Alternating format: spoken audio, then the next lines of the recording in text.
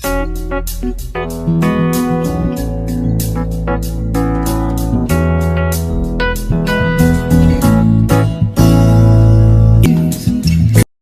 toujours avec le même plaisir que je vous retrouve, bien-aimés. Et nous allons continuer nos ordonnances lévitiques. Alors nous sommes à l'ordonnance 31 et il s'agissait pour les prêtres de faire brûler l'encens. Cela se trouve dans Exode au chapitre 30, le verset 7. À partir du verset 7, il est dit: Aaron y fera brûler des parfums odorifiants. Dans le verset 6, si vous voulez, pour mieux comprendre, tu placeras l'autel en face du voile qui cache l'arche de l'alliance, en face du propitiatoire qui couvre le témoignage et où je te rencontrerai. Aaron y fera brûler du parfum odorifiant. Il en fera brûler chaque matin lorsqu'il arrangera les lampes, et il en fera brûler aussi au coucher du soleil lorsqu'il mettra les lampes en place. C'est ainsi que vous brûlerez constamment du parfum devant l'Éternel au fil des générations. Vous n'offrirez sur l'autel ni parfum étranger, ni holocauste, ni offrande végétale, et vous n'y verserez aucune offrande liquide. Donc, voilà comment est-ce que les Lévites devaient faire brûler, n'est-ce pas, le parfum odorifiant, l'offrande des parfums. Alors, de quoi est-ce qu'il s'agit plus exactement? Donc, cela parle de nos vies qui doivent être, n'est-ce pas, comme des parfums au Seigneur, hein? Qui doivent être de véritables parfums au Seigneur, nos vies d'adoration, nos vies de témoignage, nos vies de sacrifice doivent être, n'est-ce pas, ce parfum qui plaît au Seigneur. Et nous pouvons, dans ce cas, dire que nous sommes de véritables parfums en nous-mêmes au Seigneur. Il ne s'agit plus aujourd'hui de prendre du parfum, hein, même comme l'a fait la prostituée, hein, qui avait répandu du parfum sur les pieds de Jésus. Il ne s'agit pas aujourd'hui de prendre peut-être un parfum, de répandre, c'est pas moi dans la maison de Dieu, c'est pas moi, mais c'est nos vies même qui doivent être des parfums dans le royaume de Dieu. Et cela chaque jour. On voit ici comment est-ce qu'il fallait faire ce sacrifice le matin et le soir. Donc ça parle de chaque jour, ça parle de comment nos vies se doivent d'être de bonne odeur, et cela passe bien sûr par l'autel de la croix, hein? L'autel de la croix qui est le seul endroit où nous pouvons véritablement élever par nos vies, hein, un parfum qui donne plaisir au Seigneur. Parce que quand notre chair est mise à mort, hein, le Seigneur est glorifié. Quand nous faisons ces œuvres, hein, parce que notre chair est à mort et que son esprit, hein, prend le devant, prend le dessus et nous conduit, et nous nous laissons, n'est-ce pas, conduire, eh bien le Seigneur est glorifié et il prend plaisir à cela.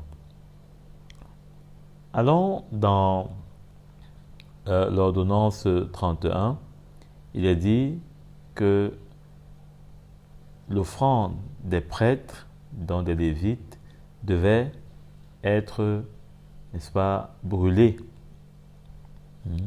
De quelle offrande est-ce qu'il s'agit? Lévitique 6, à partir du verset, disons comme ça, 12. L'Éternel dit à Moïse, voici l'offrande qu'Aaron et ses fils feront à l'Éternel le jour où ils recevront l'onction, dans le jour où ils seront consacrés. 2 litres de fleurs de farine comme offrande perpétuelle, moitié le matin et moitié le soir. On la préparera à la poêle avec de l'huile et tu la porteras frite. Tu la présenteras aussi cuite et en morceaux comme une offrande dont l'odeur est agréable à l'Éternel. Le prêtre issu d'Aaron, donc son descendant, qui sera consacré par onction pour lui succéder, fera aussi cette offrande. C'est une prescription perpétuelle devant l'Éternel. On la brûlera entièrement. Toute offrande d'un prêtre sera brûlée en entier, on ne la mangera pas. Ça parle de quoi? Je crois que ça parle de comment est-ce que la vie d'un serviteur de Dieu, la vie de celui qui est mis à part pour servir le Seigneur, d'une façon précise, particulière, parce que nous tous nous servons le Seigneur, ce qui est sûr, mais il y a bien sûr toujours ceux qui sont mis à part d'une façon particulière, doivent être dans leur vie, doivent être éprouvés. C'est de cela que parle le feu. Ça parle de ce qui doit être éprouvé.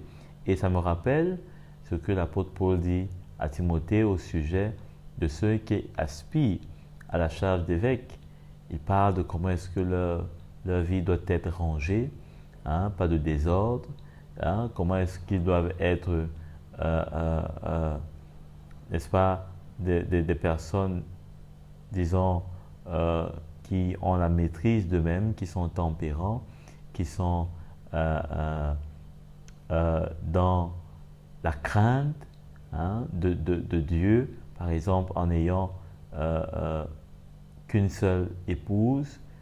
Ça parle de ce sérieux, de cet engagement, donc avec des choses de Dieu, avec des choses qui viennent de Dieu. Donc, cela me rappelle bien sûr ce passage et ça parle, ici, cette ordonnance de comment la vie d'un serviteur de Dieu doit être éprouvée. Bien sûr, tout ce qui l'apôtre Paul dit à ce sujet, on peut le mettre ici quand il parle par exemple que celui qui est appelé à cette charge-là ne doit pas être très jeune. Voilà, donc on voit à travers cette image du sacrifice qui doit être, n'est-ce pas, brûlé entièrement, de cette offrande qui doit être brûlée entièrement, ça nous parle de sa vie qui doit être complètement éprouvée. Il ne doit pas avoir quelque chose, comme l'apôtre Paul le dit, de nature à écorcher, à écorcher le témoignage de l'Église, le témoignage de Christ. Donc, ça nous montre bien là que nous n'avons, ou alors l'apôtre Paul n'a rien inventé, mais plutôt que c'est dans le cœur du Seigneur de voir que ceux qui le servent, ceux qui aspirent à le servir, eh bien, sont éprouvés, passent par la main de Dieu, passent par le feu de Dieu, le jugement de Dieu, afin de pouvoir se servir d'eux, parce que eux aussi sont remplis de beaucoup d'imperfections, de beaucoup de faillibilité, et c'est au Seigneur de les travailler, de faire des instruments par lesquels il va se glorifier. Donc, ordonnance 32, il fallait enlever les cendres de l'autel tous les jours. Dans Lévitique, au chapitre 1, à partir du verset, au chapitre 6, à partir du verset 1, il est écrit, « L'Éternel dit à Moïse, Donne cet ordre à Aaron et à ses descendants. Voici la loi de l'Holocauste. L'Holocauste restera sur le foyer de l'autel toute la nuit jusqu'au matin, et le feu brûlera sur l'autel. Le prêtre mettra sa tunique de lin et mettra des caleçons sur son corps. Il enlèvera la cendre faite par le feu qui aura brûlé l'Holocauste sur l'autel, et il la déposera près de l'autel. Puis il quittera ses vêtements, et on mettra d'autres pour porter la cendre à l'extérieur du camp, dans un endroit pur. Le feu brûlera sur l'autel, il ne descendra pas. Chaque matin, le prêtre y allumera du bois, arrangera l'autel et brûlera la graisse des offrandes des sacrifices de communion. Le feu brûlera constamment sur l'autel et ne s'éteindra pas. Donc voilà une prescription qui était donnée aux Lévites, qui était d'enlever les cendres. D'enlever les cendres chaque matin, et de faire brûler l'autel. Donc je pense que ces cendres représentent l'action purificatrice que le sacrifice opère pour les hommes. Ce sacrifice finit d'être consumé et il produit de la cendre. Donc, vous savez que le feu, je l'ai dit tantôt, nous parle de quelque chose qui est non seulement, bien sûr, éprouvé, mais ça parle aussi d'une purification. Ça parle aussi d'une purification. Donc, le sacrifice qui est sur l'autel va, n'est-ce pas, nous donner, n'est-ce pas, la purification de nos péchés. Et d'ailleurs, il faut voir dans Exode, Exode au chapitre 28, le verset 42, il est dit que « Fais-leur des caleçons de lin pour couvrir leur nudité. Ils iront depuis les reins jusqu'aux cuisses. » Alors, ces caleçons dont on a lu dans Lévitique étaient, n'est-ce pas, pour couvrir la nudité de ceux qui faisaient le sacerdoce. En d'autres termes, la nudité nous parle principalement du péché, parce que le péché met l'homme à nu devant le Seigneur. Rappelez-vous que dans le jardin d'Éden, c'est de cette nudité que Adam et Ève se sont retrouvés conscients, et il a fallu que le Seigneur couvre leur nudité avec la peau d'un agneau qui avait été sacrifié par l'Éternel. Mais dans le sacerdoce, cela était représenté par les caleçons de lin. Le lin, dans Apocalypse, quand on lit, on se rend compte que le lin est le symbole des comment je dirais ça, des œuvres. La Bible nous dit là-bas dans Apocalypse que le lin est le symbole des œuvres, des hommes. Et ici, bien sûr, à ajouter à la nudité, on peut en déduire que c'est le péché. C'est les œuvres des ténèbres. C'est les œuvres imparfaites des hommes.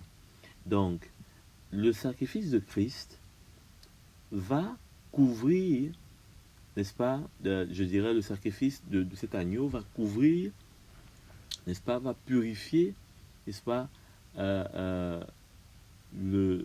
les œuvres de ces juifs, et va permettre qu'il y ait une purification afin qu'ils puissent, n'est-ce pas, vivre en paix avec le Seigneur. Afin qu'ils puissent vivre en paix sans qu'ils ne soient condamnés par l'Éternel.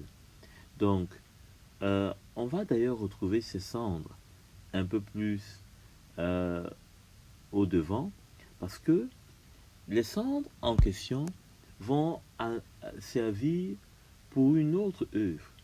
Parce que dans cette image, disons que c'est à l'identique, disons, dans la réalité de ce que le Seigneur voulait montrer ici, ce sera à l'identique du sacrifice de Christ qui ne couvre pas simplement nos péchés, mais qui là va ôter, parce que là c'est le sacrifice parfait, qui là va ôter nos péchés et va, n'est-ce pas, nous purifier de tout péché. D'ailleurs, c'est ce que la parole de Dieu nous dit. Hein? Allons lire dans Hébreux au chapitre 9. Hébreux chapitre 9, le verset 14. Il est dit: si tel est le cas, le sang de Christ, hein, commençons d'ailleurs au verset 13, c'est intéressant. En effet, le sang des boucs et des taureaux, hein, dans ce qui était dans l'ancienne alliance, rendait, ainsi que la cendre d'une vache, hein, c'est ce qu'on a lu tout à l'heure, la cendre d'une vache, dont on asperge ceux qui sont souillés, hein, les rendait saints en leur procurant une pureté rituelle. Vous voyez, en leur procurant une purité rituelle. Donc une purité de circonstance pour faire le sacrifice, pour faire non seulement le sacerdoce, hein, mais aussi pour demeurer en paix pendant, n'est-ce pas,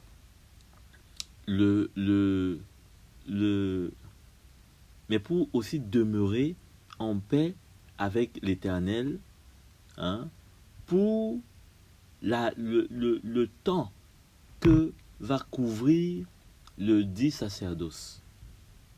Je ne sais pas si vous comprenez. Donc, il y avait une pureté qu'on recevait par rapport non seulement au sacerdoce qu'on était en train de faire, parce qu'on ne pouvait pas faire le sacerdoce en étant impur, mais aussi pour la durée que allait couvrir le sacerdoce qu'on a fait. Puisque il y avait pour chaque période, pour chaque moment, un sacerdoce qu'il fallait remplir précisément à un certain temps, hein, à un certain lieu, etc. Donc, il dit dans la suite, il dit, si tel est le cas, le sang de Christ, qui s'est offert lui-même à Dieu par l'Esprit éternel comme une victime sans défaut, purifiera d'autant plus. Donc, il montre maintenant l'excellence du sacrifice de Christ. Purifiera d'autant plus votre conscience. Hein? Donc, ce n'est pas simplement une pureté rituelle. Hein? En d'autres termes, aussi une pureté extérieure, une pureté qui n'allait pas durer, une pureté qui n'était pas profonde, mais le sang de Christ va aller plus loin dans nos consciences, hein, en l'occurrence, des œuvres mortes, afin que vous serviez le Dieu vivant. Hein? Les œuvres dont je vous parlais tout à l'heure, hein, les œuvres du péché. Dans ces œuvres mortes, nous en serons purifiés. Hein? Et ça, c'est notamment en relation avec les œuvres de notre passé, avant que nous ne connaissions le Seigneur. Hein? Parce que ça, ce sera pour le sacrifice de Christ qui va opérer, hein, non seulement la purification de ces œuvres mortes du passé, mais le sang de Christ va continuer à opérer davantage jusqu'à la fin de notre vie cette purification. Hein? Ce sang va continuer à nous purifier. Ce sang ne va pas juste nous purifier des œuvres passées, parce que on ne sera pas parfait dans la chair. Hein? On ne sera pas parfait dans ce corps mortel. Donc ce sang va continuer. C'est pourquoi je vous ai dit que les cendres qui étaient recueillies, hein, n'allaient pas être, c'est pas moi, à jeter, non. Puisqu'on a lu que ça devait être mis dans un lieu pur. Parce que ces cendres devaient servir. Hein? Ces cendres devaient servir. C'est pourquoi ici d'ailleurs, quand on lit dans Hébreu, il est dit que le sang des boucs et des taureaux, ainsi que de la vache, des cendres de la vache. Hein? On va voir un peu plus en avant, comme je vous l'ai dit, ce qui concernait les cendres de cette vache. Les cendres de cette vache allaient concerner, n'est-ce pas, les actions impures que le peuple allait faire après le sacrifice intervenu de ces agneaux et de ces boucs et de ces taureaux. Après ce sacrifice, devait intervenir maintenant, devait intervenir un autre type de moyen pour purifier les péchés commis par la suite. Parce que, effectivement, après le sacrifice des boucs et des taureaux, les hommes n'allaient pas devenir parfaits. Ils allaient toujours continuer de faillir. Comme nous aussi, nous continuons de faillir, bien qu'étant enfants de Dieu, bien qu'ayant reçu Christ. Mais ces boucs et ces taureaux n'étaient pas assez efficaces pour que la purification soit étendue jusqu'au péché de chaque jour. Donc, il fallait un autre moyen qui allait servir de continuer de purifier les péchés de ceux-là, qui allaient être commis chaque jour.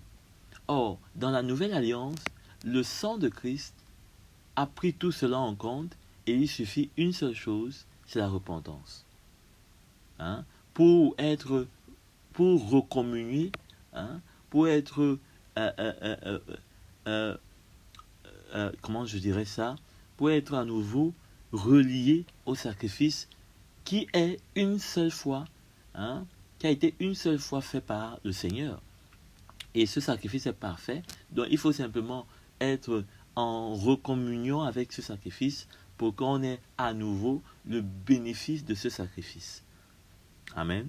C'est là une différence remarquable avec l'ancienne alliance. Donc, allons dans l'ordonnance 34. Il est dit que nous devons écouter, ou alors c'était les Juifs, mais cela nous parle à nous aussi aujourd'hui.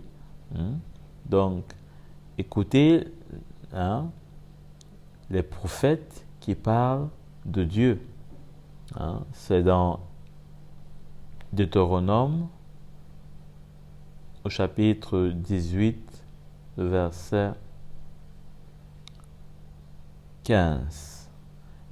Il est écrit: L'Éternel ton Dieu fera surgir pour toi et du milieu de toi, parmi tes frères, un prophète comme moi.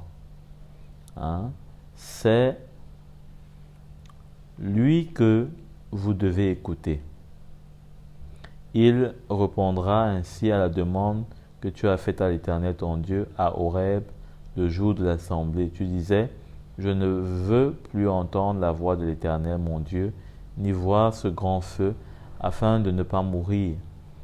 L'Éternel m'a dit: ce qu'ils ont dit est bien. Je ferai surgir pour eux du milieu de leurs frères un prophète comme toi. Je mettrai mes paroles dans sa bouche et il leur dira tout ce que je lui ordonnerai. Si quelqu'un n'écoute pas mes paroles, celles qu'il dira à mon nom, c'est moi qui lui en demanderai compte. Mais si un prophète a l'arrogance de dire en mon nom une parole que je ne lui ai pas ordonné de dire, ou parle au nom d'autres dieux, il sera puni de mort. Peut-être diras-tu dans ton cœur: comment reconnaîtrons-nous la parole que l'Éternel n'aura pas dite. Quand ce que dira le prophète n'aura pas lieu et n'arrivera pas, ce sera une parole que l'Éternel n'aura pas dite. C'est par arrogance que le prophète l'aura dite. N'aie pas peur de lui. Donc, ici, on voit ce que le Seigneur dit ici dans ce passage. Il a élevé donc pour son peuple des prophètes, en tout cas en ce temps-là, pour les Juifs, et pour nous aujourd'hui, il a élevé jusqu'à pas 1, pas 2, pas 3, pas 4, mais 5 ministères, sans compter les anciens, sans compter toute l'équipe, les diacres qui sont là pour, n'est-ce pas, travailler pour le peuple de Dieu. Et il dit que le prophète ne parlera pas en son nom, mais le prophète va prendre ce que lui, Dieu, mettra dans sa bouche. Et il met en garde les prophètes qui vont aller au-delà de ce que Dieu ne leur a pas dit. Et il nous rassure que ce que lui dit s'accomplira. Et si ce n'est pas le cas, qu'un prophète a dit ce qui ne s'accomplit pas, eh bien, le prophète portera le malheur de cela. Et il nous rassure de ne pas avoir peur du prophète dans ce cas. Alors, ça, c'est quelque chose que nous devons bien comprendre parce qu'aujourd'hui, il y a beaucoup de dérives. Tout le monde se dit serviteur de Dieu. Mais la vérité est que tout le monde n'est pas serviteur de Dieu, même si tout le monde parle de la parole de Dieu. Beaucoup, n'est-ce pas, le sont par cupidité ou par orgueil. Et les véritables serviteurs de Dieu, ce sont ceux-là qui sont eux-mêmes soumis à Dieu. C'est ce qu'on voit ici. Ils ne vont pas au-delà de ce que Dieu n'a pas dit. Donc, en l'occurrence, par rapport à la parole de Dieu, les serviteurs de Dieu doivent annoncer la saine doctrine, doivent annoncer la parole droitement du Seigneur, c'est-à-dire le message de la croix qui est le fondement de cet enseignement de la parole de Dieu, de cette annonce de la parole de Dieu, de cette prédication de la parole de Dieu. Et il faut le faire avec, n'est-ce pas, ce brisement que nous avons vu plus haut, parce que le Seigneur, avant d'utiliser un instrument, lui-même, il le façonne, lui-même, il arrange, lui-même, il le prépare. Amen. Donc, dans Éphésiens au chapitre 3, le verset 1, il est écrit: « Moi, Paul, je suis le prisonnier de Jésus-Christ, pour vous, les non-juifs, si du moins vous avez appris comment j'ai fait part de la grâce de Dieu qui m'a été confiée pour vous. C'est par révélation qu'il m'a fait connaître ce mystère tel que je l'ai déjà décrit en quelques mots. En les lisant, vous pouvez vous rendre compte de la compréhension que j'ai du mystère de Christ. » Il parle de cette révélation de la croix de Christ, de cette mort, de cette résurrection de Christ, des souffrances du Seigneur qu'il a eues et qu'il a voulu transmettre à ceux pour qui Dieu l'avait établi. C'est pourquoi il dit qu'il est le prisonnier de Christ. Parce qu'aujourd'hui, maintenant, il travaille pour le Seigneur. Il dit, il n'a pas été porté à la connaissance des hommes des générations passées, comme il a maintenant été révélé par l'Esprit à ses saints apôtres et prophètes. Ce mystère, c'est que les non-juifs sont cohéritiers des juifs, qu'ils forment un corps avec eux et participent à la même promesse en Jésus-Christ, par l'Évangile. J'en suis devenu le serviteur conformément au don de la grâce de Dieu qui m'a été accordé en raison de l'efficacité de sa puissance. L'efficacité de sa puissance. Donc, de quoi est-ce qu'il parle? Il parle de comment est-ce que le Seigneur l'a appelé et lui a donné cette révélation en faisant de lui un homme nouveau, en le changeant, par le brisement, par l'humilité, par le chemin par lequel il était appelé à passer par la grâce de Dieu, avec l'Esprit de Dieu. Paul, n'est-ce pas, rend témoignage ici de comment le Seigneur lui a fait grâce de comprendre, de découvrir ce mystère qui n'avait pas été révélé notamment dans l'Ancienne Alliance. Donc ici, il dit au verset 8, « Moi, qui suis le plus petit de tous les saints, j'ai reçu la grâce d'annoncer parmi les non-juifs les richesses infinies de Christ et de mettre en lumière pour tous les hommes comment se réalise le mystère caché de toute éternité en Dieu qui a tout créé par Jésus-Christ. » Donc, l'annonce de la prédication de l'apôtre Paul, c'était pour nous montrer comment est-ce que, n'est-ce pas, Dieu a fait grâce, de révéler le mystère caché de toute éternité en Christ, par Christ, aux hommes, que ce soit les juifs, que ce soit les non-juifs.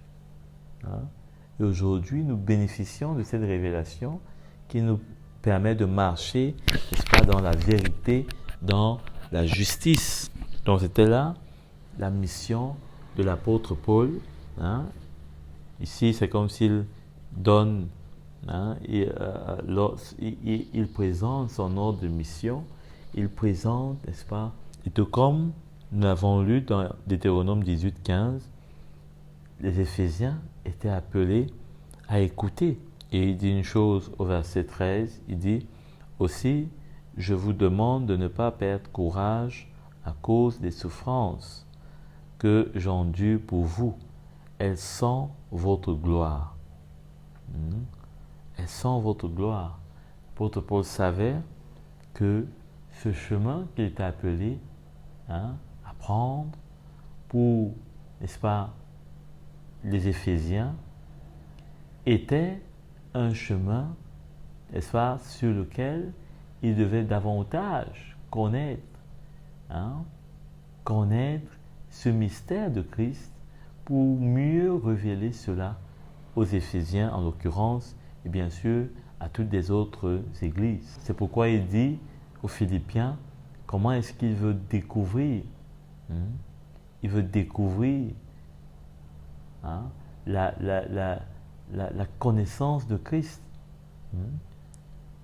et la communion de ses souffrances. Donc, voilà, s'agissant de l'ordonnance 34. Nous pouvons lire aussi dans Romains,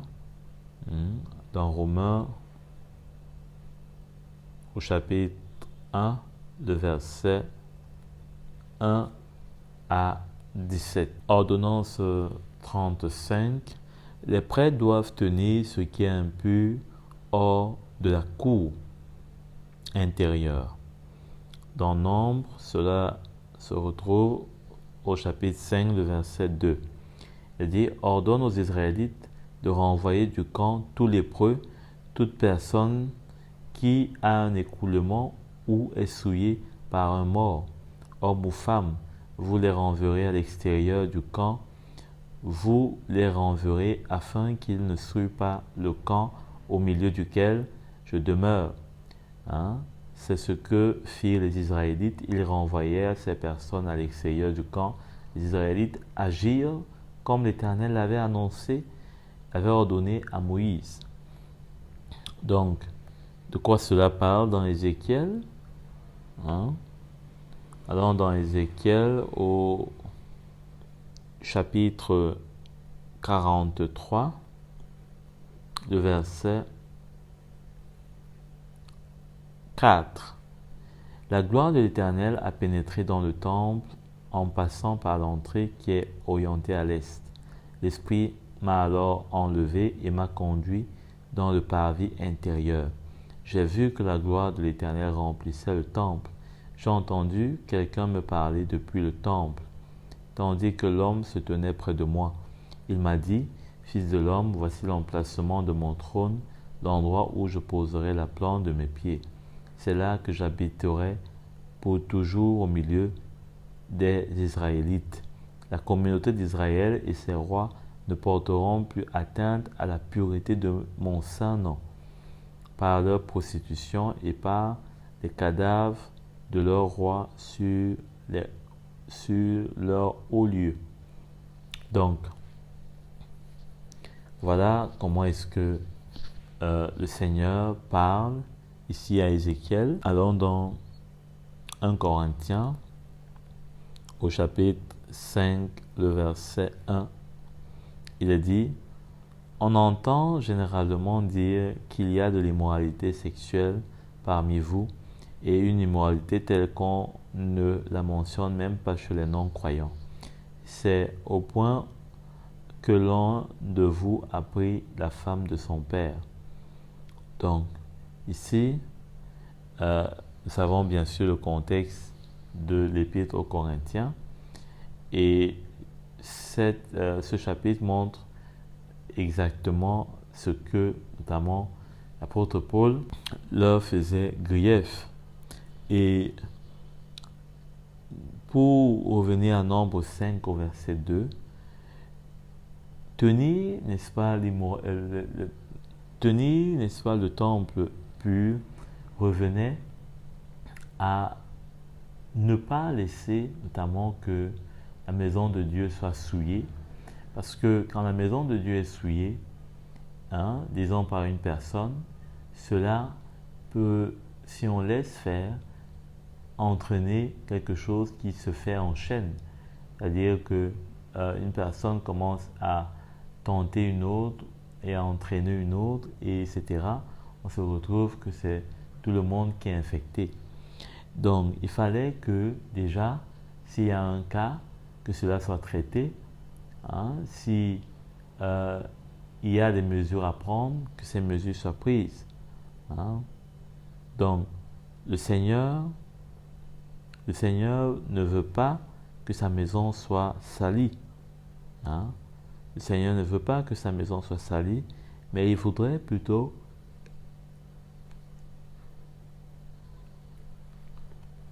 que ses serviteurs mettent de l'ordre.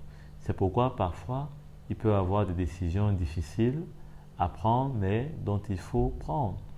Il y a parfois des choses à dire à certains, et il faut leur dire cela, parce qu'on ne peut pas laisser que la maison de Dieu devienne une maison de prostituées, de libertinage. N'oublions pas que le Seigneur va demander des comptes à chacun, et premièrement à ses serviteurs.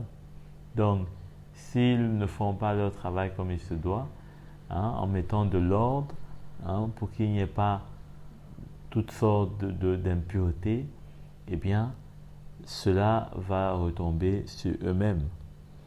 Dans Ordonnance 36, les prêtres doivent être regardés comme saints.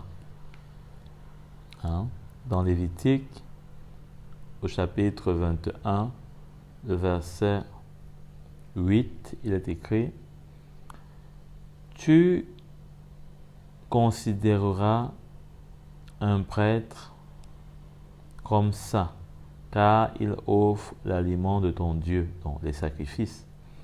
Il sera saint pour toi, car je suis saint, moi l'Éternel, qui vous considère comme saint. Hein? Donc, l'Éternel est saint, son serviteur est saint, et son peuple est saint. Donc,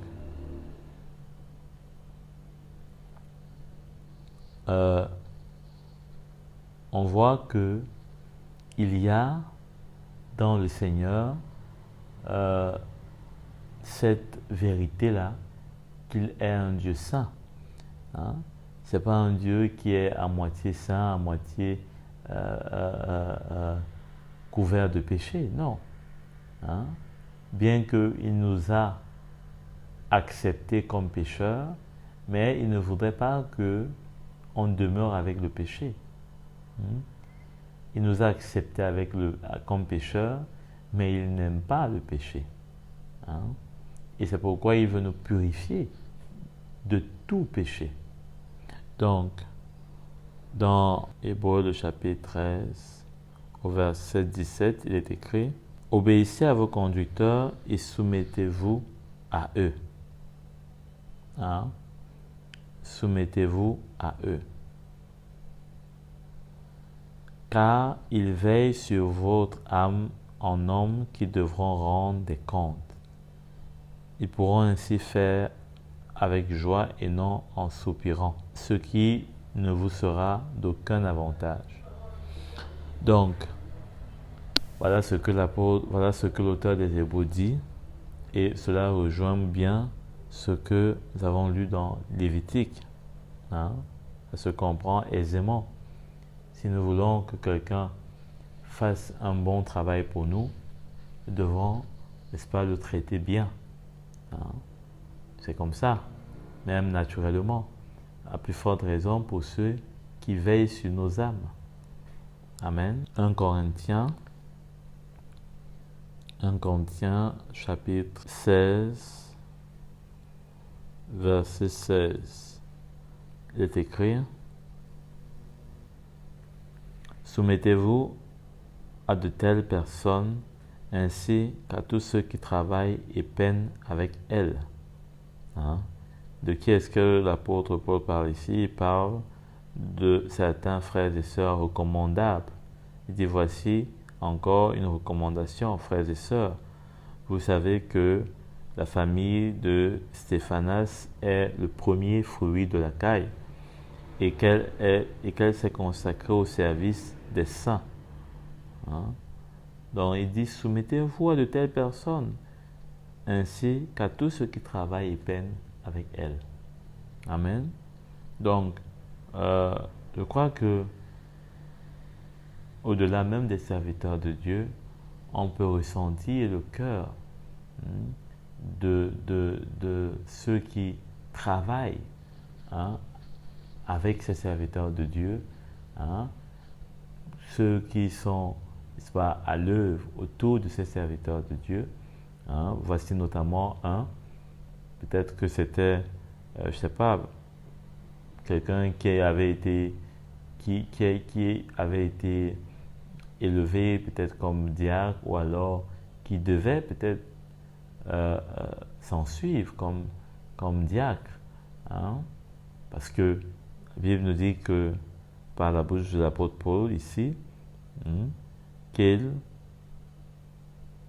sont, n'est-ce pas, ils étaient eux-mêmes des fruits de l'évangile, et qui se sont consacrés au service des saints. Au service des saints. Donc, ça montre qu'ils étaient dans le service de l'Église, et sûrement que leur vie, n'est-ce pas, était de nature à être donnée en exemple.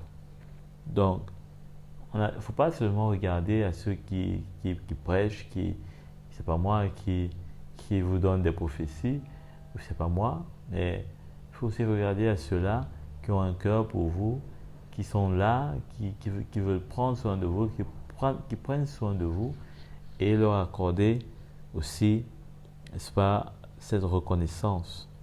Il faut les regarder comme étant des saints. Comme vous-même, vous êtes saints. Cela veut dire que pas mal parler d'eux, ne pas les voir, n'est-ce pas, comme si c'était des super spirituels, parce que peut-être à la moindre occasion qu'ils vont faillir, ben, on se remet en question, on les remet en question, on se demande, mais finalement, est-ce que ce sont des véritables serviteurs de Dieu? Oui. Ils ne sont pas moins serviteurs de Dieu quand ils ont failli que quand ils marchent droitement, non. Donc, ce n'est pas à nous de tamiser cela ou d'enlever ou de mettre cela, de reconnaître un jour et un autre pas, non. Donc, il faudrait que notre reconnaissance, notre respect soit intact vis-à-vis de ceux qui servent le Seigneur. Allons dans l'ordonnance suivante.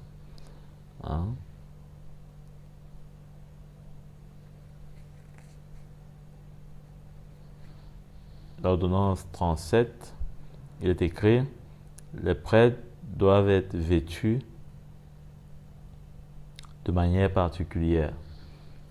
Cela s'entend normalement. Le prêtre doit être vêtu de manière particulière. Dans Exode au chapitre 28, il est écrit, à partir du verset 2, tu feras à ton frère Aaron des vêtements consacrés pour marquer son importance et son rang. Tu parleras à tous les artisans que j'ai remplis d'esprit d'habileté et ils feront les vêtements qu'Aaron portera lorsqu'il sera consacré et lorsqu'il remplira la fonction de prêtre pour moi. Donc, il fallait que les serviteurs de Dieu soient habillés d'une manière particulière pour faire leur service. Ils ne devaient pas être juste habillés comme tout le monde. Il dit au verset 40, pour les fils d'Aaron, tu feras des tuniques ainsi que des ceintures et des coiffes pour marquer leur importance et l'honneur de leur rang. Remarquez bien, l'importance et l'honneur de leur rang. Donc cet honneur-là n'est pas fini juste dans l'Ancienne Alliance, mais ça continue aussi dans la Nouvelle Alliance. Et d'ailleurs, peut-être même pas ça continue, mais je dirais c'est plus grand encore. Cet honneur est plus grand encore parce que, eh bien, ils sont ministres simplement d'une alliance plus excellente. Pas besoin de chercher plus loin que cela. Ils sont ministres d'une alliance plus excellente et qui est aujourd'hui la réalité de l'ombre de l'ancienne alliance. Donc, comment ne pas respecter cela? Comment ne pas les respecter? Ça ne signifie pas aujourd'hui, comme certains essayent de le faire, de chercher à s'habiller d'une manière particulière, peut-être avec, on se fait des vêtements qui ressemblent un peu au souverain sacrificateur de l'ancienne alliance, on essaie d'imiter, on porte des choses. Il faut rester simple. C'est l'esprit qui fait le service, ce n'est pas nos vêtements qui font le service. Il faut juste être sobre, présentable, propre. Et ce n'est pas plus, n'est-ce pas, le fait de mettre des vestes ou des costumes ou je ne sais pas moi quoi qui va faire en sorte qu'on aura de l'importance aux yeux du peuple de Dieu. Ce qui fait que nous avons cet honneur de la part du peuple de Dieu, c'est lorsque ce peuple voit nos vies qui sont données, qui sont consacrées véritablement, lorsque nous-mêmes nous grandissons de plus en plus, avec un cœur d'amour et de grâce et de patience dans la vérité du Seigneur, eh bien, ce peuple-là ne peut que nous aimer, ne peut que nous honorer, nous respecter. Amen. Dans la liberté, pas en cherchant à les contrôler ou à leur donner des lois. Amen. Donc, il faudrait qu'on puisse apprendre, n'est-ce pas, à aimer cette simplicité et à vivre dans la vérité simplement de la parole de Dieu. Et le Seigneur touchera les cœurs des hommes et des femmes qui sont autour de nous pour mettre ce respect-là. Ce respect n'est pas là pour écraser quiconque ou pour dominer ce quiconque, mais c'est un respect qui glorifie Dieu lui-même et qui nous-mêmes doit, n'est-ce pas, nous réjouir parce que nous nous sentons à l'aise, en sécurité, écoutés et aimés par ces serviteurs de Dieu que nous aussi nous aimons. Donc voilà, c'est ça l'esprit de l'évangile. Dans Hébreux, au chapitre 5, il est dit, au verset 4, « Personne ne peut attribuer l'honneur de cette charge à moins d'être appelé par Dieu comme l'a été Aaron. Christ non plus ne s'est pas attribué la gloire de devenir grand prêtre. Il la tient de celui qui lui a dit « Tu es mon fils, je t'ai engendré aujourd'hui ». Il dit aussi ailleurs « Tu es prêtre pour toujours à la manière de Melchisédek ».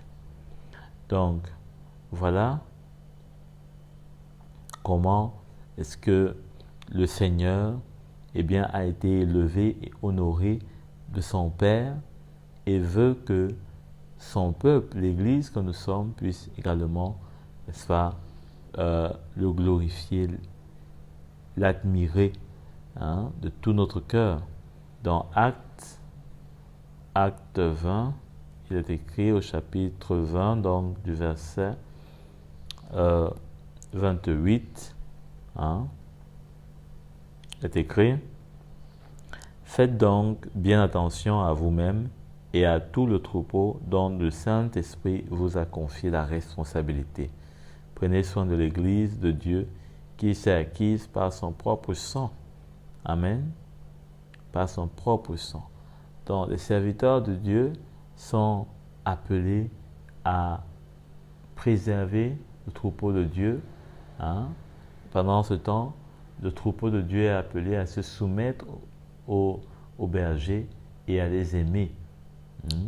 Donc, les bergers, eux, sont appelés à protéger, à prendre soin des brebis et à les aimer. Alors, dans l'ordonnance, il est écrit « Les prêtres, les Lévites, toute la tribu n'aura ni part, ni héritage. » Ni part, ni héritage. De quoi est-ce que cela parle? Dans Deutéronome,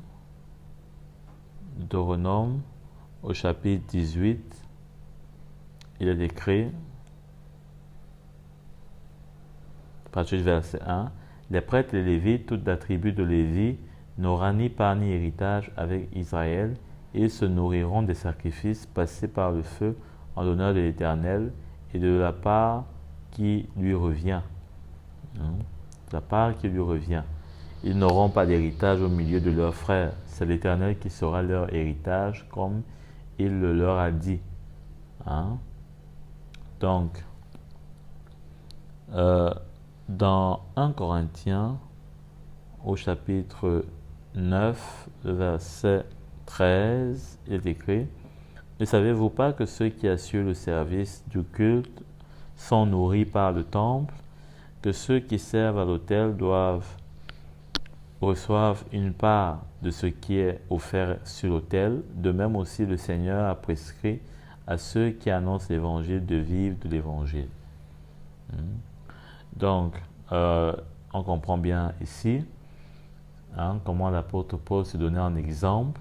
Il montrait son droit en tant qu'apôtre, mais il ne voulait pas faire de ce droit quelque chose qui devait être une loi pour les Corinthiens. Et ici, on voit le cœur plutôt de ce serviteur. On voit son cœur, on voit sa disposition. Et au verset 24, il dit, « Ne savez-vous pas que les concours, mais qu'un seul remporte de prix, courez de manière à le remporter.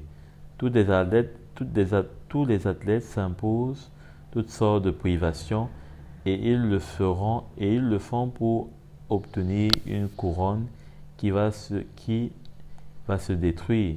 Mais nous, c'est pour une couronne indestructible. » Donc l'apôtre Paul montrait comment est-ce que, eh bien, on peut, n'est-ce pas, vivre, on peut marcher d'une manière qui soit comme pour les athlètes,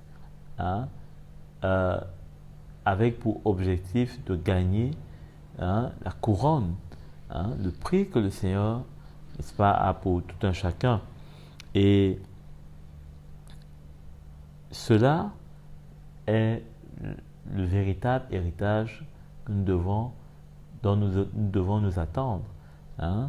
C'est le véritable héritage parce que c'est l'héritage de la nouvelle alliance. C'est l'héritage qui nous est promis en Christ, en qui toutes les promesses de Dieu, n'est-ce pas, sont déposées. Donc, nous sommes comme les Lévites, ne devons pas nous attendre ou alors nous attarder à toutes sortes d'héritages, de richesses, à toutes sortes de choses sur cette terre, mais d'avoir plutôt à cœur notre héritage spirituel, qui est en Christ. C'est pourquoi il dit aux Lévites, que eh bien, lui-même est leur héritage. Et aujourd'hui, nous sommes ce peuple de sacrificateurs. Donc le Seigneur nous dit aussi qu'il est notre héritage. On peut ne pas avoir d'héritage sur la terre, on peut avoir peu de biens sur la terre, mais gardons nos yeux sur l'héritage qui est en haut. Amen. Donc, l'ordonnance 39, les prêtres porteront la responsabilité des fautes envers le sanctuaire. C'est dans Nombre au chapitre 18, le verset 1. L'Éternel dit à Aaron, c'est toi et tes fils ainsi que ta famille qui supporteront les conséquences des fautes commises envers le sanctuaire. C'est toi et tes fils qui supporteront les fautes commises envers le sanctuaire lorsque vous remplirez la fonction de prêtre. Fais aussi approcher de toi tes frères, la tribu de Lévi, la tribu de ton ancêtre, afin qu'ils te soient attachés et te servent lorsque toi et tes fils vous serez devant la tente du témoignage. Donc, voilà, c'était bien clair. Il fallait que les Lévites sachent que, eh bien, s'il y a le moindre problème, le Seigneur leur demandera des comptes, parce que c'est eux qui sont responsables de ce service. C'était leur vie, c'était tout ce qu'ils avaient à faire. Dans 1 Corinthiens au chapitre 16, verset 16, comment est-ce que le Seigneur dit que ses serviteurs prennent soin de nous et qu'ils en rendront compte. Ils prennent soin de nous comme des personnes qui en rendront compte. Donc, il faudrait que les serviteurs de Dieu sachent qu'ils rendront compte pour tout ce qui se passe dans la maison de Dieu, son peuple, le service qui est fait, les sacrifices qui sont apportés, parce que la maison de Dieu est, n'est-ce pas, une maison de prière. Mais il ne faudrait pas que ce soit une maison de commerce, une maison de voleurs, une maison de tueurs, de meurtriers. Donc, attention. Attention à cela. Et c'est à ceux qui ont reçu plus que le Seigneur demandera des comptes.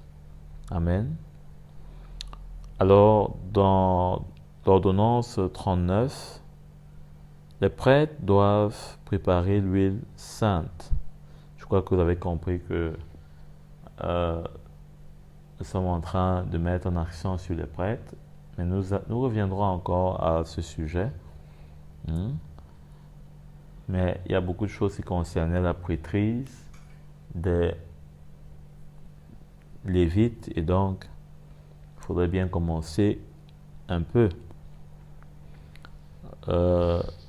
étant donné que le sacerdoce lévitique prend une bonne partie quand même de ce qui concernait les ordonnances lévitiques. Donc nous sommes dans l'ordonnance 39.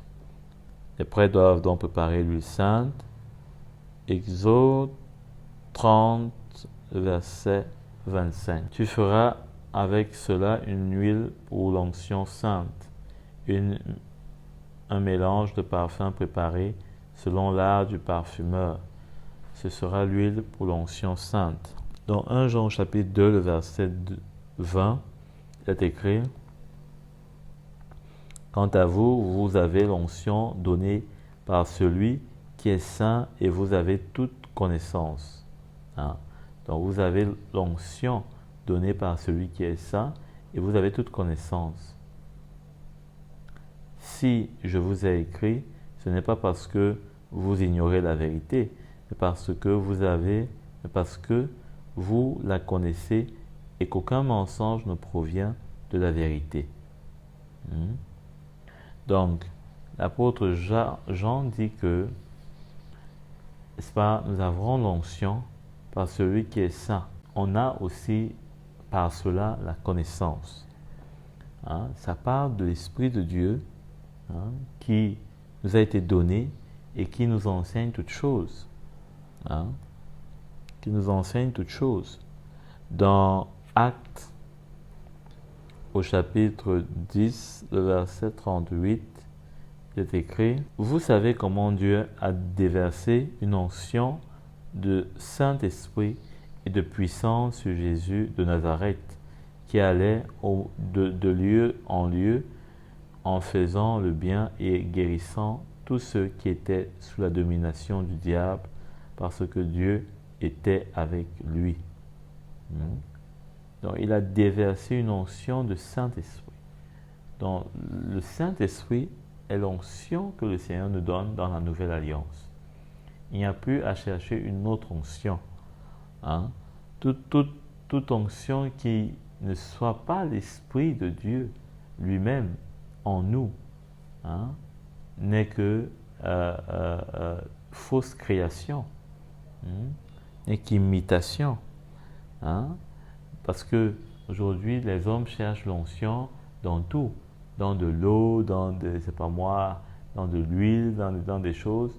Mais attention, nous sommes dans la Nouvelle Alliance et nous devons faire attention à vouloir reproduire les éléments de l'Ancienne Alliance. Dans Lévitique, au chapitre 8, le verset 12, il est dit: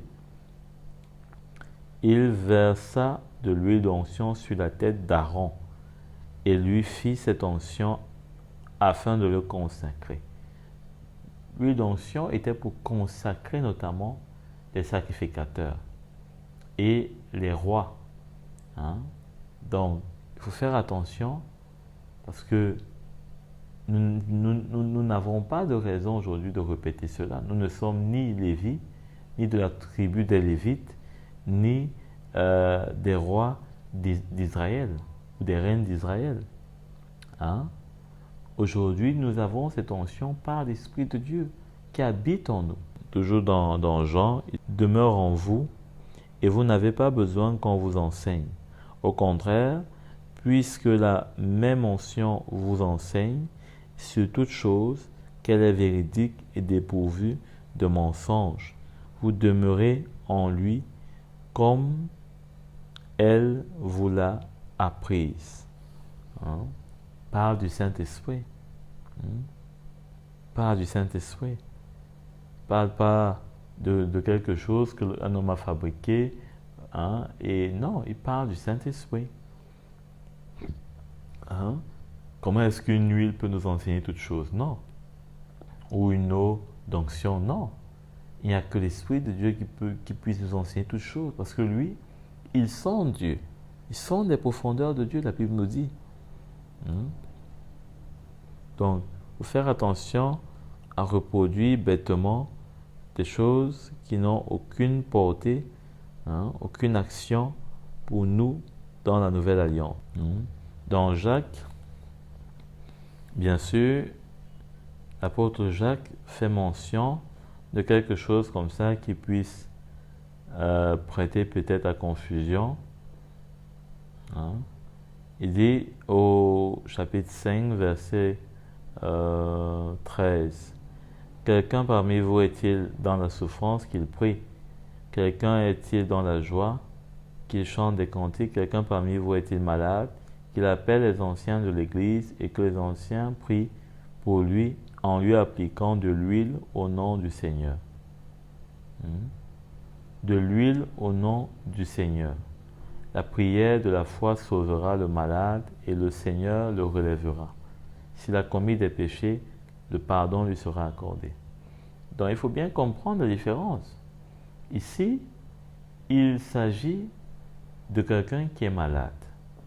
Et il est dit que l'huile, n'est-ce pas, au nom du Seigneur, lui sera appliquée par les anciens.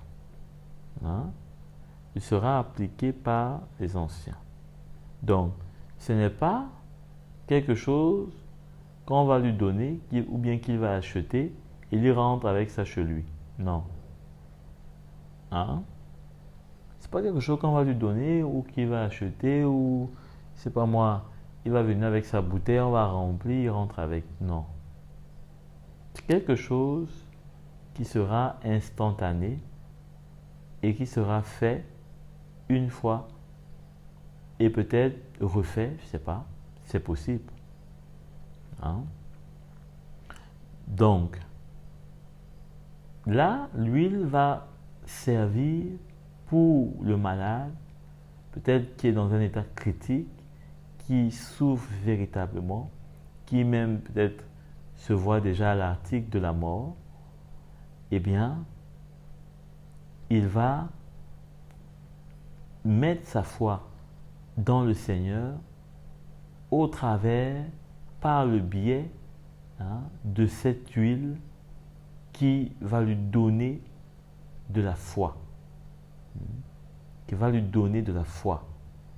C'est-à-dire que l'huile sera quelque chose de palpable, qui va lui donner de pouvoir croire dans l'action que le Seigneur, pas l'huile, mais que le Seigneur puisse faire. C'est comme si, n'est-ce pas, l'huile était comme le bras de la main du Seigneur qu'il saisissait, qu'il peut saisir. Donc c'est cela. Et ici, il est dit que c'est la prière de la foi qui va sauver le malade. Ce n'est pas l'huile, c'est la prière de la foi. C'est la prière de la foi. Ce n'est pas l'huile qui va rentrer avec, qui va peut-être continuer de boire. Non, c'est la prière de la foi qui serait levée par les anciens et avec lui, qui va le sauver. Et une autre chose aussi qu'il faut comprendre, c'est qu'il est dit qu'on va lui appliquer l'huile. L'huile qui était dans l'ancienne alliance, l'huile d'onction, était une huile préparée d'une façon particulière. Or ici, il est parlé juste d'une huile. Il n'est pas parlé d'une huile d'onction. Comme si ça voulait, parce que s'il était dit huile d'onction, ça pouvait nous référer encore à l'ancienne alliance. Non, il est parlé d'huile. Donc c'est toute huile. C'est toute huile qui peut être appliquée. Il n'y a pas besoin d'aller chercher à reproduire l'huile d'onction. Pas possible. de toutes les façons, ça ne pourrait pas marcher. Parce que on ne peut pas prendre ce qui est dans l'ancienne alliance et on vient reproduire ça dans la nouvelle alliance, alors que l'ancienne alliance n'est que l'ombre. Hein? Donc aujourd'hui, nous avons l'Esprit de Dieu qui est l'onction de Dieu dans notre vie. Et maintenant, nous pouvons faire la différence entre l'huile d'onction, hein, dans ce qui concernait les rois et les sacrificateurs, de oindre d'huile d'onction, et ce que l'apôtre Jacques appelle oindre d'huile. Hein? Oindre d'huile. Donc, on peut dire que oindre d'huile et oindre d'onction, c'est différent. Ici, dans Jacques, il est question d'oindre d'huile. Dans l'Ancienne Alliance, il est question d'oindre d'onction. Hein? Donc, c'est une différence qu'il faut faire très clairement. Alors, dans ce sens-là, il faut comprendre que tout ce qui, aujourd'hui, on peut faire en dehors de ce qu'on vient de dire, n'est qu'une fabrication de l'homme pour se faire de la gloire et de l'argent. Et cela est au bénéfice exclusif de celui qui le fait. Parce que ça n'a aucune force, ça n'a aucune efficacité. Au contraire, ça nous ramène dans les choses de la loi qui n'ont pas de vie. Au contraire, qui sont une malédiction. Parce que la Bible nous dit que tous ceux qui s'attachent à la loi et aux œuvres de la loi sont sous la malédiction. Hein? Tous ceux qui s'attachent à la loi et aux œuvres de la loi sont sous la malédiction. Donc, si nous sommes sous la malédiction, croyant chercher la bénédiction de Dieu, je crois que nous sommes en train de nous perdre complètement. Et l'apôtre Paul dit aux Galates que si nous voulons marcher selon la loi, alors la foi ne nous sert de rien. La foi ne nous sert de rien. Et donc, nous sommes déchus de la grâce. Nous sommes déchus. C'est-à-dire que nous n'avons plus rien à faire avec la grâce. Séparés. Et là, on repart même plus sous la loi, parce qu'on n'a jamais été en tant que païen sous la loi, mais on repart plutôt dans le monde. C'est là véritablement où on va repartir, parce que on peut croire que non, nous repartons sous la loi, mais on ne peut pas repartir sous la loi. Nous, on est des païens convertis. On n'est pas des juifs convertis. Donc, on ne va pas retourner sous la loi, on va plutôt retourner dans le péché. On va croire qu'on est en train de retourner dans la loi, mais on va finir dans le péché. Hein? On va finir dans le péché. Comme les Juifs également, qui, malgré la loi, mais finissaient par faillir et par faire ce qui n'était pas agréable au Seigneur. Hein? Donc, nous devons faire très attention à cela. Hein? Et nous pouvons aller dans l'ordonnance. Les prêtres peuvent devenir impurs par certains proches. Les prêtres peuvent devenir impurs par certains proches. Il s'agit de Lévitique 21 au verset 1. L'Éternel transmet ses instructions aux prêtres, aux fils d'Aaron. Un prêtre ne se rendra pas impur parmi mon peuple pour un mort, excepté ses plus proches parents sa mère, son père, son fils, son frère, pour sa sœur encore vierge qui lui est proche puisqu'elle n'est pas mariée. Il peut aussi se rendre impur puisqu'elle n'est pas mariée. Il peut aussi se rendre impur. Chef parmi son peuple, il ne se rendra pas impur, il se profanerait. Donc, on voit ce que le Seigneur dit par rapport au prêtre, comment il peut se rendre impur. Il peut se rendre impur par le fait d'approcher un mort, mais il y a bien sûr des exceptions. Parce que ce n'est pas qu'il doit se rendre impur, c'est le contraire, il ne devrait pas se rendre impur. Mais pour certaines exceptions, le Seigneur va considérer qu'il n'est pas impur. Dans le cas où son père, sa mère sont morts, ou ses frères, disons pour sa sœur qui n'est pas mariée, pour son fils, pour son frère, voilà. Donc, cela était une prescription de la loi, tout simplement parce que la mort était quelque chose qui devait être détruite dans la nouvelle alliance. La mort devait être détruite et elle a été détruite par le sacrifice de Christ, par la mort du Seigneur. Il a anéanti la mort.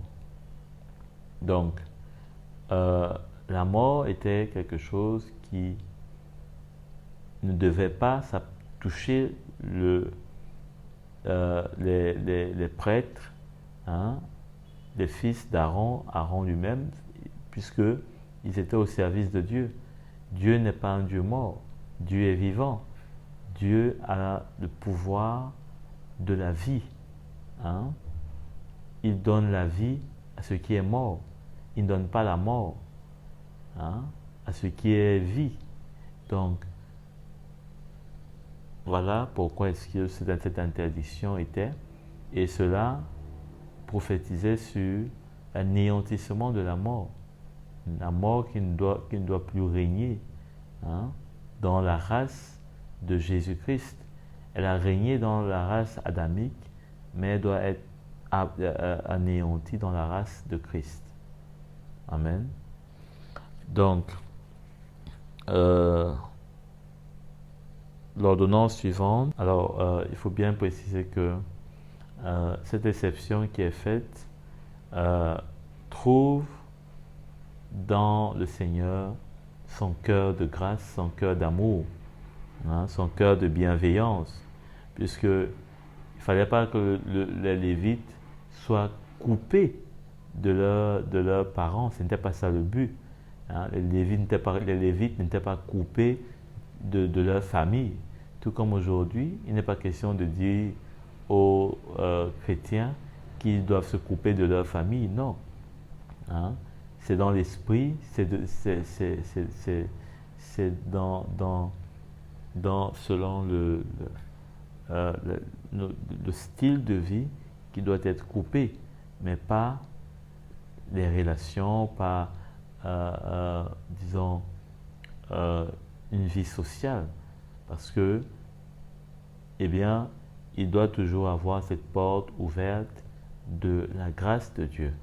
Et ici, notamment dans 1 Timothée, au chapitre 5, du verset 8, il est écrit: si quelqu'un ne prend pas soin des siens, et en particulier des membres de sa famille proche, il a renié la foi, il est pire qu'un incroyant.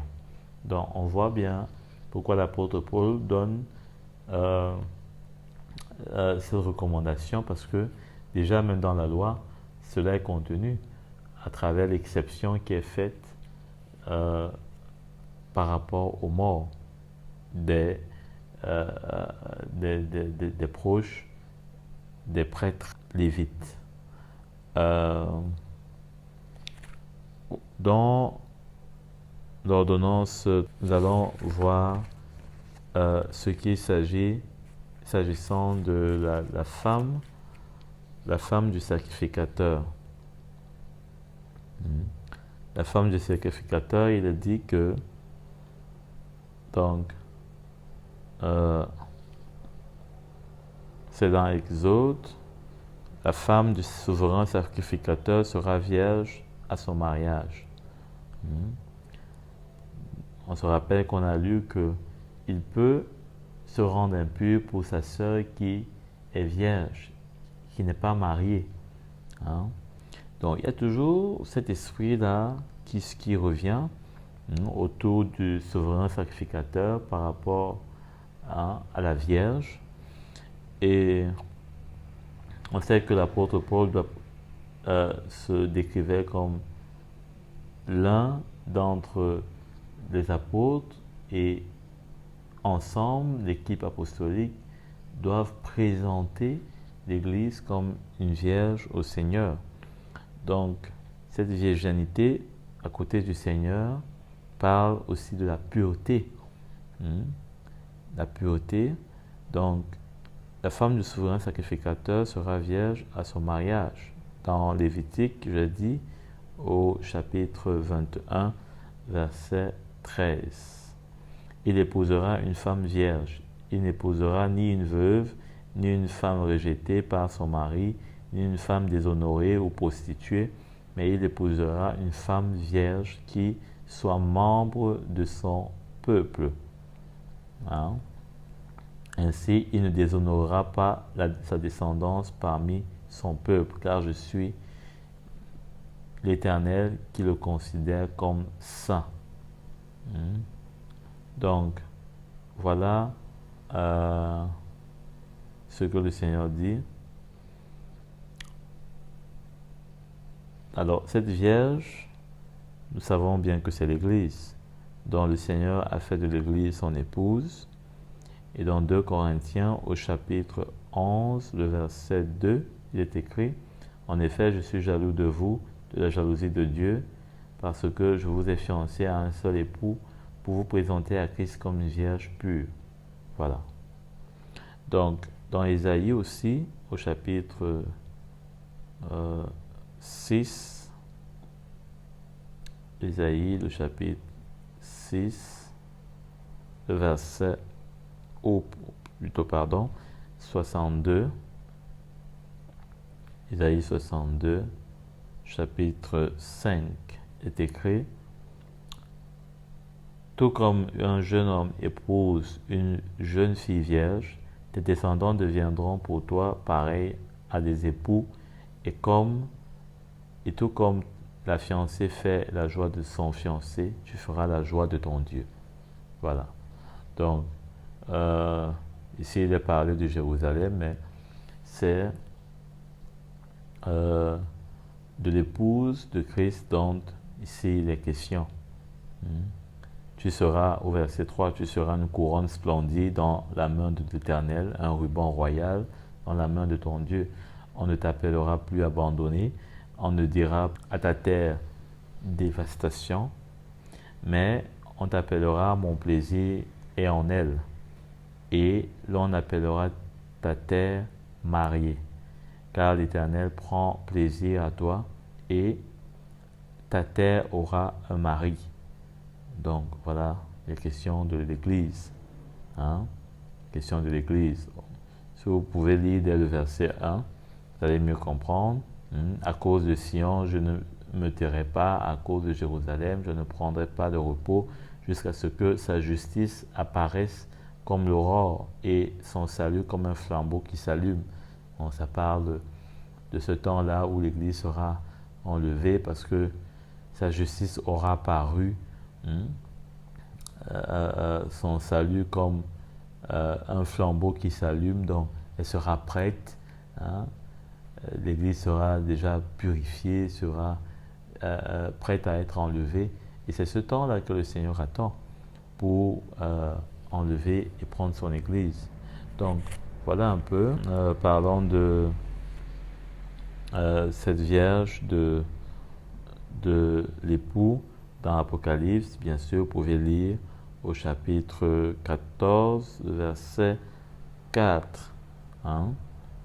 Il est dit, par exemple, ce sont ceux qui ne se sont pas souillés avec des femmes. En effet, ils sont vierges. Ils suivent l'agneau partout où il va. Ils ont été rachetés d'entre les hommes comme la première part réservée à Dieu et à l'agneau. Il ne s'est pas trouvé de mensonge dans leur bouche, car ils sont irréprochables. Donc, ça parle des 140 000 fameux nombre dans l'Apocalypse. Voilà, je crois qu'il y a même une série qui existe par rapport à ce nombre, un film, mais pas très recommandable, parce que ce qui est dans le monde a souvent des connotations différentes. Il faut aussi aller dans l'ordonnance Lévitique 21. Aussi, on peut lire à partir du verset 14. Il a dit, il n'épousera ni veuve, une femme rejetée par son mari, ni une femme déshonorée ou prostituée, mais il épousera une femme vierge qui soit membre de son peuple. Donc voyons aussi après cette ordonnance 42, allons voir l'ordonnance 43. S'agissant de la fille d'un prêtre, il est dit dans Lévitique 21, à partir du verset 9, il dit, si la fille d'un prêtre se déshonore en se prostituant, elle déshonore son père, elle sera brûlée au feu. Donc, elle sera brûlée au feu. Donc, voilà, une ordonnance qui fait mal au cœur, mais c'était l'ordonnance du Seigneur. Cela, c'était pour montrer comment le sacrificateur doit tenir sa maison. Ça nous rappelle toujours l'épisode avec ce que l'apôtre Paul dit à Timothée. Hein? Comment est-ce qu'il doit tenir sa maison, dans ses enfants, dans la soumission, etc. Donc, bien sûr que cette phrase n'est pas là pour faire juste joli ou pour nous faire du mal, hein, dans nos émotions, mais c'est bien pour nous montrer que le Seigneur voulait que ceux qui le servent puissent être irréprochables. Donc, ordonnance 34, il est dit, au verset 9 du chapitre toujours 21 de Lévitique, le prêtre qui a la supériorité sur ses frères, celui sur la tête duquel a été versée l'huile d'onction, et qui a été établi dans ses fonctions et habillé des vêtements sacrés, ne défaiera pas sa chevelure et ne déchirera pas ses vêtements. Il ne s'approchera d'aucun mort, il ne se rendra pas impur, ni pour son père, ni pour sa mère.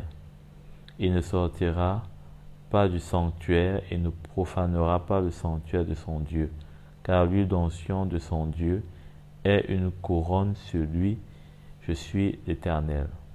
Donc, ici ça parle de souverain sacrificateur parce que c'est lui qui a la supériorité sur ses frères, hein, notamment d'Aaron principalement. Et pour lui, non seulement il y a interdiction de se rendre impur pour son père et pour sa mère, ce qui était contraire à ses frères, hein, qui eux avaient cette exception, et en plus il ne quittera pas le sanctuaire, hein, parce que il y avait dans le sanctuaire des espaces qui permettaient notamment pour lui de vivre, hein, et cela afin qu'il y ait toujours sur lui cette communion avec Dieu, avec celui pour lequel il vivait, hein. Il devait vivre toute sa vie uniquement pour lui rendre gloire, pour veiller notamment sur l'autel des parfums qui doit toujours brûler, hein, l'autel des sacrifices aussi, qui ne doit jamais s'éteindre. Donc, il y avait, n'est-ce pas, cette imposition sur le souverain sacrificateur, et pour qu'il ne soit pas souillé, parce que lorsqu'il devait venir faire le sacrifice d'expiation une fois par an dans le lieu très saint, eh bien il fallait que ce soit vraiment lui, non seulement lui seul, mais que ce soit dans un état où il ne serait pas plutôt tué parce qu'il aurait peut-être une impureté sur lui. Donc, nous allons nous arrêter là.